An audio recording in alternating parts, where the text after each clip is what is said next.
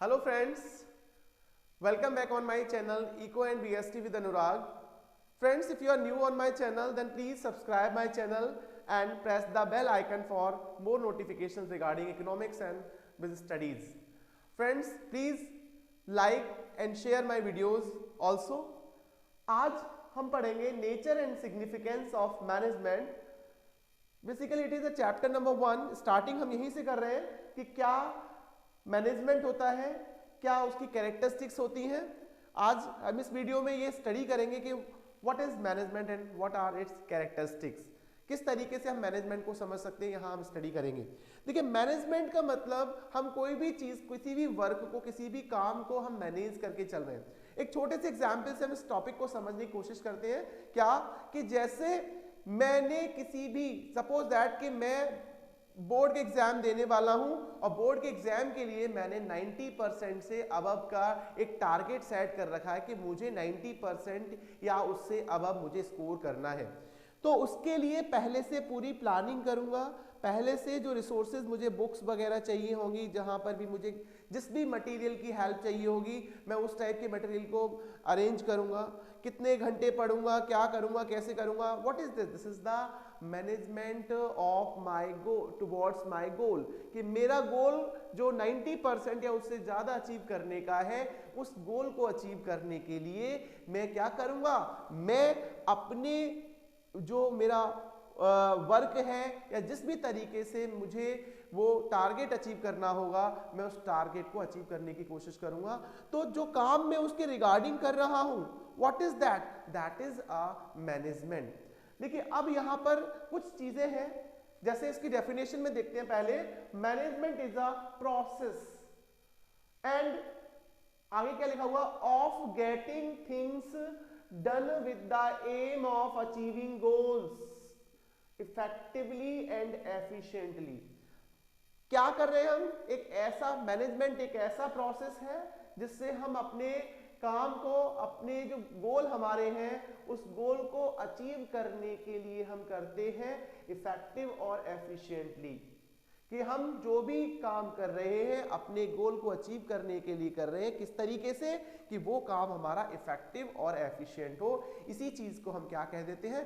Management कह देते हैं. तो अब देखिए, तीन चीजें यहां फोकस में आ रही हैं. The first one is it is a process. किसी काम को करने के तरीके या किसी काम को करने का कोई तरीका होता है, सिस्टमैटिक प्रोसेस होता है, जिसके थ्रू हम क्या कर रहे होते हैं, उस गोल को अचीव करने की कोशिश कर रहे होते हैं. जैसे मैंने क्या किया, मैंने 90% से ज़्यादा स्कोर करने के लिए मैंने सोचा कि सबसे पहले मैं प्लानिंग करूँगा. किस तरीके से मैं प्लान करूँगा, किस किस तरीके से टाइम टेबल डिज़ाइन करूँगा, कौन सा सब्जेक्ट कितना ज़्यादा पढ़ना, हर चीज़ के अबाउट मैं प्लानिंग करूँगा. उसके अलावा मैं रिसोर्सेज को ऑर्गेनाइज करूँगा. उसके अलावा स्टाफिंग की बात करते तो मैं टीचर्स की हेल्प ले लूँगा. डायरेक्टिंग, कुछ जो इंस्ट्रक्शंस मुझे मिलेंगे या मैं किसी और इंस्ट्रक्शन की वजह से मैं क्या उसको अचीव कर पाऊंगा. एंड देन फाइनली कंट्रोलिंग, मुझे किस किस तरीके से अपने ऊपर कंट्रोल करना है, कब क्या मेरी परफॉर्मेंस आ रही है उसको चेक करता हूं. जैसे जितने हमारे टर्म्स एग्जाम्स होते हैं, जो भी हाफ ईयरली एग्जाम्स है, प्री बोर्ड्स है, उसमें क्या है, मैं अपने आप को चेक करूंगा कि how much I scored.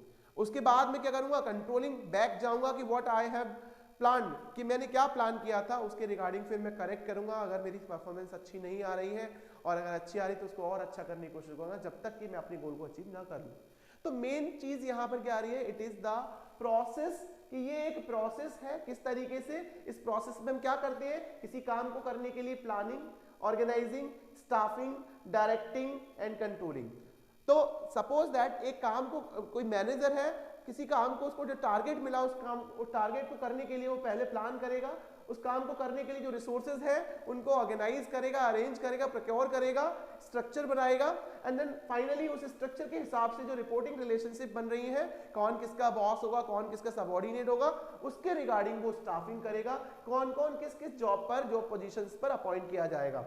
Now again हम अगला स्टेप क्या लेंगे, डायरेक्टिंग. उन लोगों को इंस्ट्रक्ट करना, गाइड करना, मोटिवेट करना, डायरेक्ट करना. This is the directing. और कंट्रोलिंग का मतलब क्या वो सही डायरेक्शन में काम कर रहे हैं, ये जज करना, चेक करना, परफॉर्मेंस को यहाँ पर अप्रेज करना, ये सारे काम हम कंट्रोलिंग में करते हैं. तो overall it is a process of getting things done with the aim of achieving goal with the help of effectiveness and efficiency। अब effectiveness क्या होता है?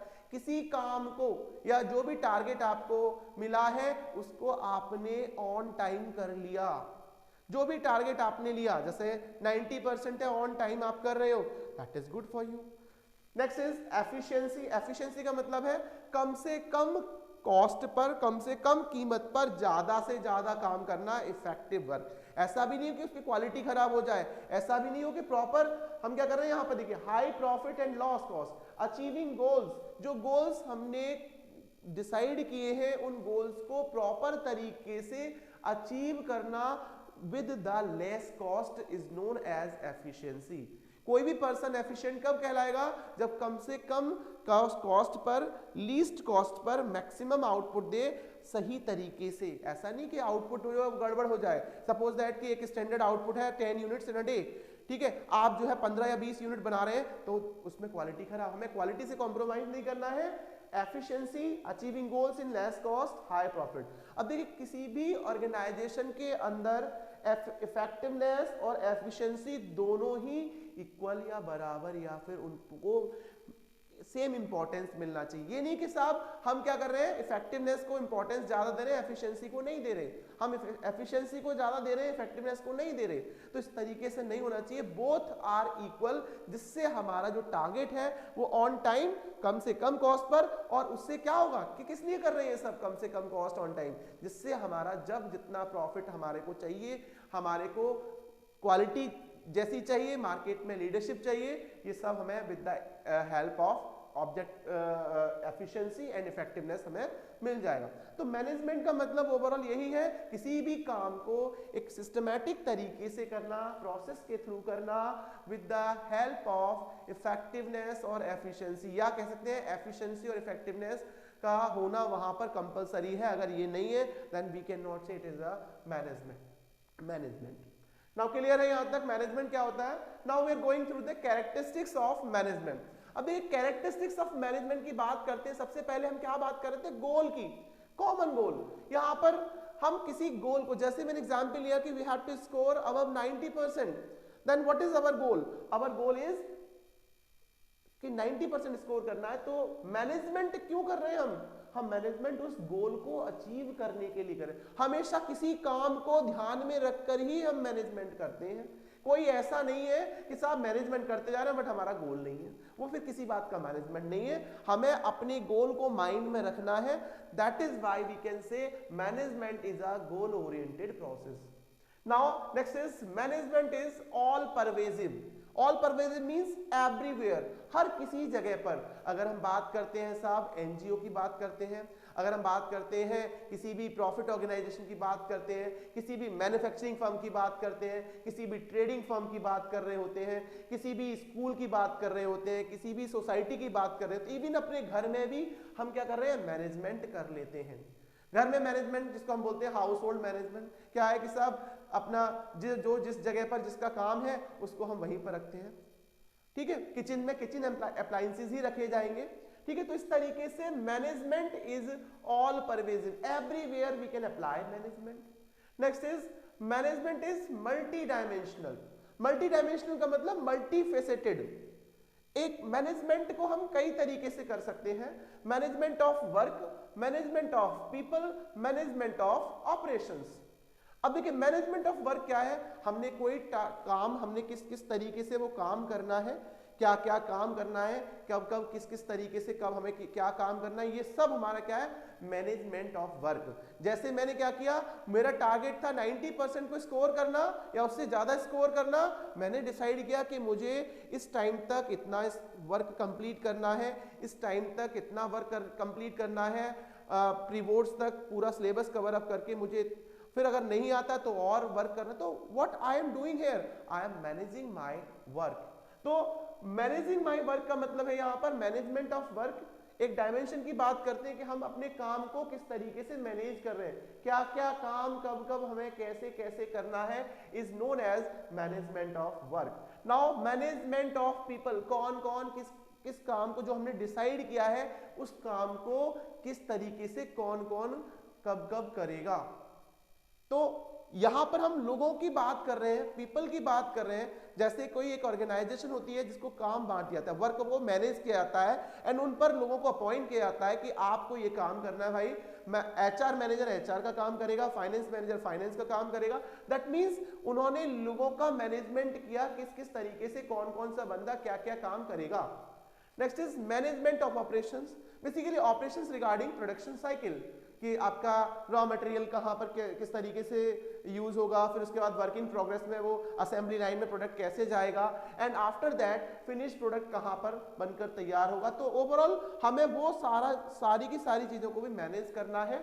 तो मैनेजमेंट ऑफ ऑपरेशंस का मतलब है कि whatever the operations to complete the task we are performing, we have to manage those operations so that we can get the results या end target effective and efficient. Next is management is continuous process. How management is a continuous process?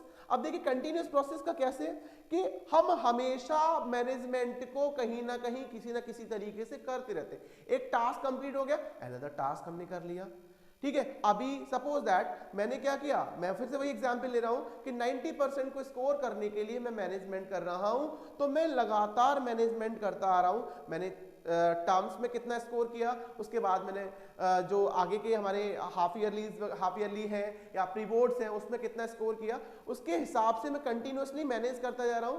When I just completed my target, then again फिर मैं manage करूंगा किसी और target के लिए। तो management हमेशा कहीं ना कहीं किसी ना किसी तरीके से कंटिन्यूअसली चलता रहता है।